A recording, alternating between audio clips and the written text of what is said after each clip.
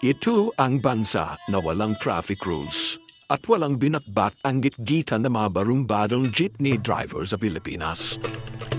Hindi ka makakita ng isang bus sa Bangladesh na sa perfect condition o walang tama at gasgas dahil bukod sa makikitid din ang kalsada nila dito, ay para mga kamote rider din ang galawan ng mga driver.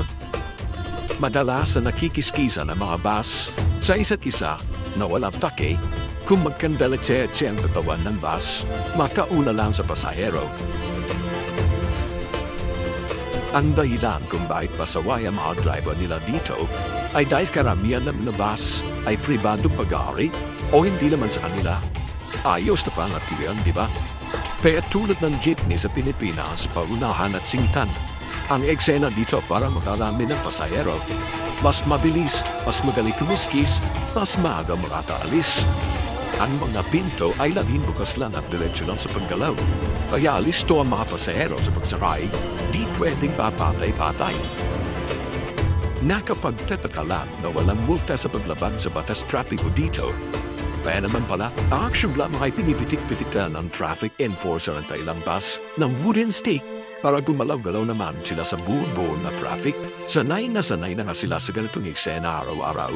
Hindi na importante sa kanila kung gutay-gutay ng kanilang bus. Basta tumatakbo at kunikita pa, ayos na. Hindi na nga rin nila pinapayo sa mga gasgas dahil mahal ang magpayos dito. At masisira din naman kagad. Ewan naman, sayang lang din. Masarap pa naman kiskisin kapag bagong pintura. At papunta na nga tayo sa exciting part kung ano naman ang eksena sa loob ng bus. Maliban sa siksikan, ay kailangan mo rin malagpasan ang bombang sasabog sa ilong mo na para kang sinikmurahan ng 10 gorilla kung ikaw ay baguhan pa lang sa ganitong lugar. Pagmasdan mo pa ang mga pasahero nito na parang natutuwa pa sa mga kamoting driver ng bus na nagpipagpatintero kay kamatayan na akala mo na nasa sinian lang. Durog ang mga kamote rider ng Pinas sa mga ito. Kaya naman ang resulta sa mga nagmamagaling na mga ito ay hospital ang kinahantuan. At doon naman sila nagsisiksikan. Ano ang masasabi mo sa mga pasaway na to? Paki-follow at mag-subscribe sa ganitong mga video. Hanggang sa muli.